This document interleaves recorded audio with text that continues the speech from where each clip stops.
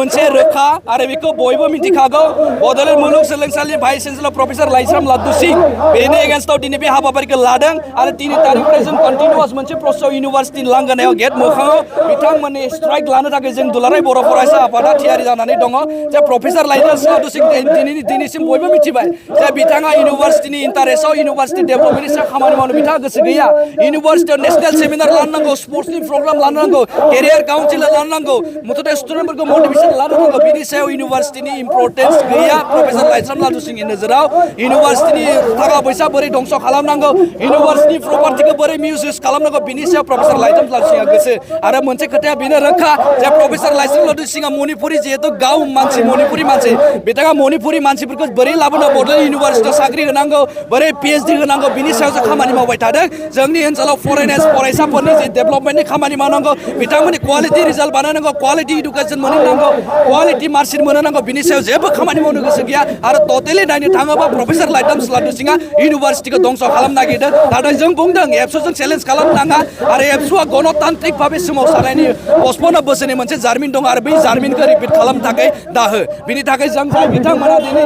governor हाउसनिफ्राय माखासे मानसिया बिदि लोब्बा दङ होनना जों खोनादों जे दिनै बिश्वरन्जन सामाल बिथाङाबो गभर्नर हाउसनि बिथाङा बिनि सायाव लोब्बा दङ तेजपुर इउनिभार्सिटिया बिबि मिश्रा बिथांमोना बाहागोआव दङ होनना बुंदों बिथांमोना बेखौ बोरै हायो निर्दुगि साजायनो नागिरबाय थादों नाथाय जों दुलाराय बर' फरायसा आफादा बिथांमोनखौ सोंखारिदों बेबायदि गाज्रि हाबाफारिनिफ्राय गोजानाव थानो नांगौ बेबायदि फरायसाफोरनि लाइफ धंस खालामनाय हाबाफारिनिफ्राय गोजानाव थानांगौ मानोना बिथांमोनाबो बिराद गोरों व्यक्ति बिथांमोना गावनि गोरों रोंगौथिखौ लानानै बेबायदि पापनि खामानि मावनो नाङा आरो एबसुजों चेलेन्ज खालामदों आं बेखौ सोंखारिदों बिथांमोनखौ नोंथांमोना सरकारा एबा बिनि एगेन्सि सरकारनि खामानि मावनायखौ नुनो मोनाखै सोमावसारनायनि उनाव मा सरकारनि